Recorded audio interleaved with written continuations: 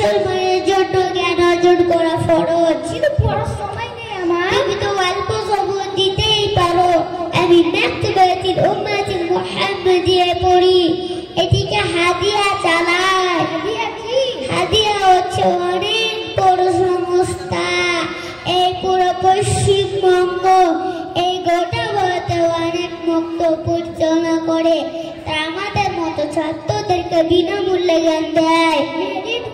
ইসলাম সম্পর্কে কি শিখো? আমরা মক্তবে অনেক কিছু শিখি।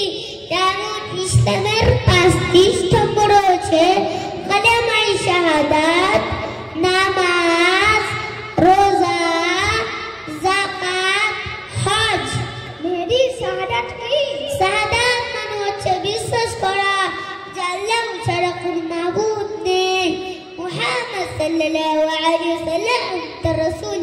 আমার সাথে বলো মুস্তাকিম, লা ইলাহা ইল্লাল্লাহ মুহাম্মাদুর রাসূলুল্লাহ সাল্লাল্লাহু আলাইহি ওয়াসাল্লাম। হ্যাঁ, ঠিক আছে, এটি মুসলমান হওয়ার জন্য গুরুত্বপূর্ণ অংশ। এটি একটা গুরুত্বপূর্ণ কেন? এটি হচ্ছে মুসলমান হওয়ার জন্য প্রথম ধাপ।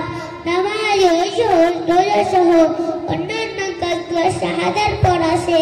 আমি এটিকে সবসময় মনে রাখতে চাই। মক্তবে সেগুলো শিখতে পারো, তাই তুমি আগামীকাল মক্তবে এসো।